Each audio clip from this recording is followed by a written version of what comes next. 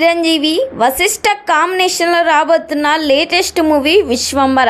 ఈ cinema time travel నేపథ్యంలో సాగుతుంది. చిరంజీవి గారికి జోడీగా త్రిష హీరోయిన్గా నటిస్తుంది. మెయిన్ విలన్గా ప్రకాష్ రాజ్ నటిస్తున్నారు. ప్రకాష్ రాజ్ గారికి చిరంజీవి గారికి యాక్షన్ సీన్స్ అయితే ఓ రేంజ్లో వశిష్ఠ డిజైన్ చేశారు.